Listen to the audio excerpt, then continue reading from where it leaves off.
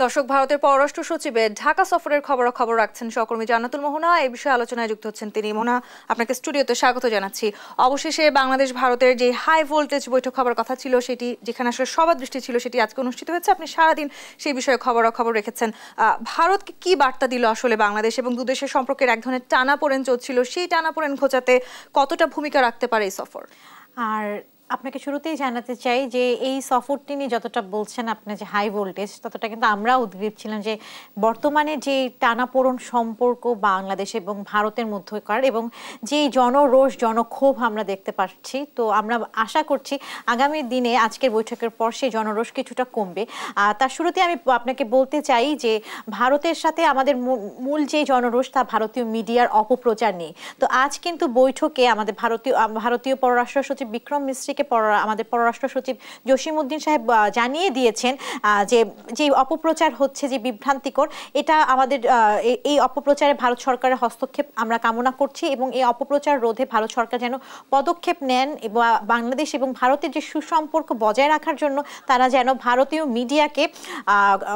মিডিয়ার প্রতি কোনো একটি পদক্ষেপ নেন, সেই ব্যাপারে যেন আহ্বান জানিয়েছেন আমাদের পররাষ্ট্র সচিব। এবং কখনোই তিনি আশা করছেন যে কোনো প্রকার বিভ্রান্তিমূলক খবর তা কখনোই বাংলাদেশ সাপোর্ট করে না বলে জানিয়েছেন। মোহন, আপনি ভারতীয় মিডিয়ার অপপ্রচারের কথা বলছিলেন, তাদের বিরুদ্ধে ব্যবস্থা নেওয়ার কথা বলেছে। কি ধরনের ব্যবস্থা আসলে দেশে নেবে, সেই বিষয়ে কিছু জেনেছেন কিনা? কোনো আশ্বাস মিলেছে কি? আশ্বাস এখনো হয়তো মিলেনি, এটা আমাদের পররাষ্ট্র সচিব তাকে জানিয়েছেন।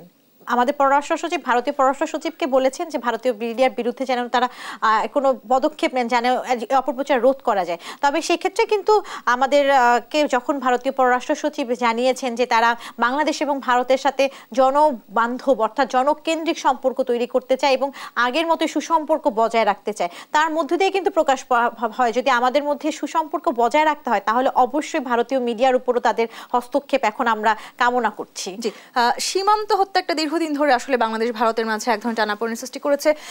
আজকের এই বৈঠকে সীমান্ত হত্যা বন্ধ হবে কি না, সেই বিষয়ে কোনো আলোচনা হয়েছে কি? আসলে দেখুন, সীমান্ত হত্যা নিয়ে তো আমরা বারবারই ভারতের প্রতিশ্রুতি শুনতে পাচ্ছি, এবং আমরা বারবারই শুনতে পাচ্ছি সীমান্ত হত্যা বন্ধ হবে কবে, সীমান্ত হত্যা বন্ধ হবে কবে। তার আগে কিন্তু আপনাকে দেখতে হবে সীমান্ত হত্যায় যারা অংশগ্রহণ করেন তারা কিন্তু গুলি চালায়। তো এটা প্রথম প্রশ্ন, যে কেন গুলি চালায়? এটা তো আন্তর্জাতিক অপরাধও বলা যায় বা আন্তর্জাতিক আইন লঙ্ঘনও বলা যায়। তো এই ক্ষেত্রে এবার আমাদের কিছুটা কড়া বার্তা দিয়েছে এবারের পররাষ্ট্র সচিব।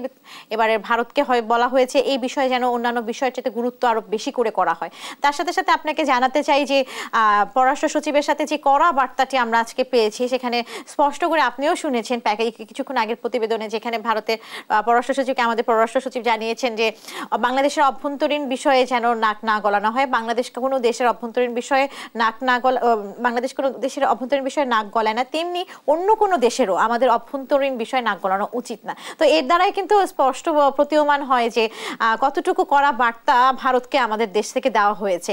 এবং সেই সাথে ধর্মীয় সংখ্যালঘু সহ বিভিন্ন যে অপপ্রচার ভারতীয় মিডিয়া চালাচ্ছিল, সেখানে কিন্তু আমাদের পররাষ্ট্র সচিব তাদেরকে আহ্বান করেছেন যে আপনারা আসুন, আপনাদের বিদেশি সাংবাদিকরা আসুক, খালি ভারত কেন, অন্যান্য দেশের যে কোনো সাংবাদিক বাংলাদেশে আসুক, বা যারা বিশ্লেষক আছে, যারা বিভিন্ন ফোরামে কাজ করেন বা বিভিন্ন সংগঠনের সাথে জড়িত আছে, তারা বাংলাদেশে আসুক, তারা সরজমিনে যে পটচিত্র, সেটা বাংলাদেশের পটচিত্র দেখুক, যে কোথায় কোথায় সংখ্যালঘুর সাথে নির্যাতন হচ্ছে বা কোথায় এ ধরনের সমস্যা হচ্ছে, সেই জিনিসটা আর কি তারা যেন পর্যালোচনা করতে পারে, সেই সুযোগটা কিন্তু রেখে দিয়েছেন। এবং যেন অপপ্রচার, যে মিথ্যা অপপ্রচার ছড়ানো হচ্ছে, এবং আপনি তো জানেনই যে বর্তমান সরকার এটাও পছন্দ করছেন না যে প্রাক্তন প্রধানমন্ত্রী ভারতে বসে বক্তব্য দিচ্ছেন, বিভিন্ন দেশে বিদেশের সেই বিষয়ে আলোচনা হয়েছে, এবং সেই বিষয়ে আমরা দেখেছি যে আপনারা যখন প্রশ্ন করছিলেন তখন আসলে ভারতীয় পররাষ্ট্র সচিব তিনি উত্তরও দিয়েছেন। সেই জায়গাটি একটু জানতে চাই, সেই বিষয়ে তারা কোনো কঠোর পদক্ষেপ নেবে বলে আপনারা মনে করেন?